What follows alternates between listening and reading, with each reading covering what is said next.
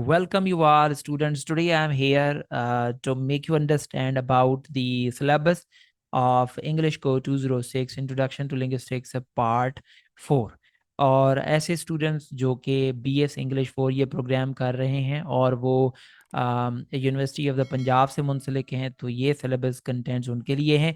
और यहाँ पे मैं सिर्फ जो है वो आपको कंटेंट्स बताऊंगा नहीं, बल्कि एक्सप्लेन भी करूंगा कि कौन कौन सी चीज़ें जो वो किस तरह से आपने क्रैक करनी है, स्टडी करनी है और किस तरह से अपनी स्टडीज़ को आगे लेकर के चलना है, कौन सी चीज़ें बहुत ही ज़रूरी हैं। और रिकमेंडेड बुक्स जो कि यहाँ पे अगर आप देखें तो यूनिवर्सिटी ने दिए हुए हैं, मगर जो है वो कौन सी बुक्स जो है वो ज़्यादा इम्पोर्टेंट हैं, जो हमें इजीली अवेलेबल भी हो मार्केट के अंदर, और हम कौन सी एक दो बुक्स यूज़ करें कि हमें हमारी जो है वो तकरीबन तकरीबन जो है वो स्टडी मुमकिन हो सके। सो यहाँ पे मैं आपको बताऊंगा अभी English Code 206 Introduction to Linguistics Part 4। और this syllabus are those students who are affiliated with the University of the Punjab, तो ये उनके लिए सिलेबस है। देखते हैं एम्स क्या एम्स हैं जो है ये सारे कंटेंट्स पढ़ने के। The internal structure of words, यानी वर्ड्स के स्ट्रक्चर्स, इसमें मॉर्फीम्स हो गए और टाइप्स ऑफ मॉर्फीम्स हो गए, वर्ड्स क्या हैं, मॉर्फीम्स क्या हैं, एलोमॉर्फ्स क्या हैं, तो ये सारी स्टडी है वर्ड्स की। और पार्ट्स ऑफ स्पीच जो है सेंटेंसेस के अंदर हम यूज़ कर रहे होते हैं, तो वहाँ पे कैसे किस तरह से हम वर्ड्स के यूज़ कर सकते हैं, तो ये सब कुछ। Number 2, the theory and practice of structural grammar of the English language, यानी कौन सी स्ट्रक्चरल ग्रामर की थियरीज हैं। इसमें सबसे बड़ी थियरी जो है वो ट्रांसफॉर्मेशनल ग्रामर की थियरी है, जो कि स्टूडेंट्स पढ़ते हैं, और भी कई थियरीज हैं जो कि इस सिलेबस के अंदर पढ़ना बहुत ही ज़रूरी है। Number 3, the process by which a detailed analysis of English morphemes may be conducted. So, the analysis of English morphemes, the types of morphemes, inflectional morphemes, and so many study students, they have to do it. अब contents को देख लेते हैं कि particularly यानी कौन से topics हैं जो कि हमें इस सिलेबस के अंदर पढ़ने पड़ेंगे।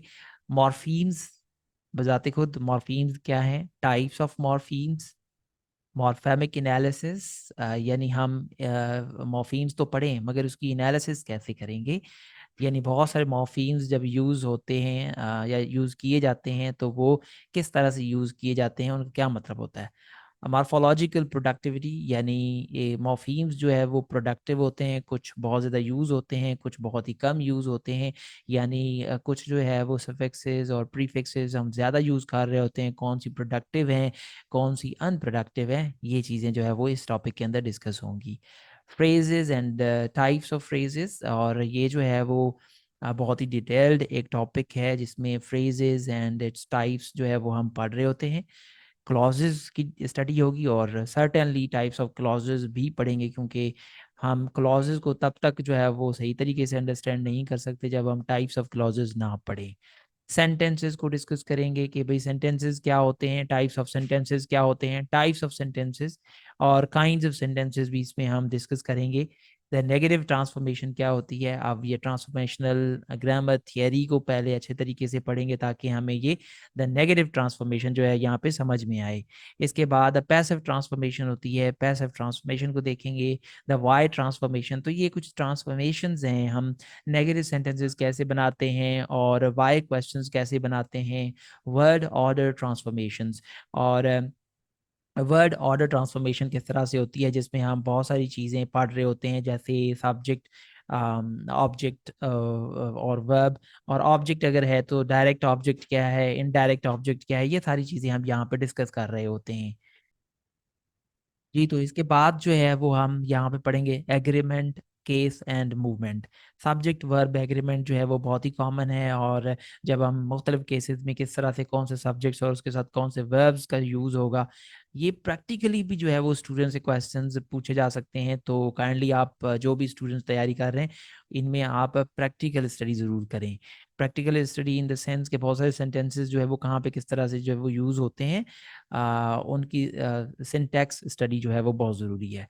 सिंटैक्टिक एनालिसिस, और what is syntax, syntactic analysis किस तरह से होती है ये पढ़ना बहुत अहम है। Morpho syntactic analysis, so these are actually the contents of this introduction to linguistics part 4। अब कौन सी बुक्स जो है वो हम एक दो बुक्स अगर हम ये स्टूडेंट्स जो है वो पढ़ें तो आप अच्छे तरीके से जो तैयारी कर सकते हैं। तो उनमें सबसे पहली बुक जो रिकमेंडेड है ये आर्नफ मार्क एंड फुडमैन की बुक है। और ये बहुत ही अच्छी बुक है, व्हाट इज मॉर्फोलॉजी के नाम से, और ये इजी मार्केट में अवेलेबल भी है। पब्लिश इसकी जो है वो 2005 की पब्लिकेशन है।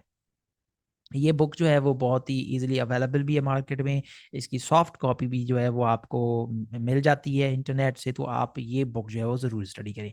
इसके बाद बुई की बुक है the grammar of words and introduction to linguistics morphology. ये बुक भी बहुत ही इम्पोर्टेंट है। बाकी आप इनमें सब में जो भी बुक यूज़ करना चाहते हैं सारी ही बुक्स जो है वो बहुत ही इम्पोर्टेंट हैं। और कुछ और जो है वो कंटेंट्स भी, मगर मैंने आपको बता दिया कि ये दो बुक्स अगर आप रेफर कर रहे हैं इस सेमेस्टर के अंदर तो आप इजीली जो है वो इन सब कंटेंट्स या सिलेबस को कवर कर सकते हैं। उम्मीद से कि ये लेक्चर आप लोगों के लिए बहुत ही अहम होगा और फ़ायदेमंद होगा अगर आप इनको अच्छे तरीके से पढ़ते हैं। और यहाँ पे आज मैंने सिर्फ जो है वो ये कंटेंट्स एक्सप्लेन किए हैं, आप इसको सिलेबस भी कह सकते हैं, ऐसे स्टूडेंट्स के लिए जो कि एफिलिएटेड हैं द यूनिवर्सिटी ऑफ पंजाब से। और वो जो है अभी अपनी जो है वो स्टडी करना चाहते हैं तो ये उनके लिए एक एक्सप्लेन्ड लेक्चर था। बहुत शुक्रिया जी, अस्सलाम वालेकुम।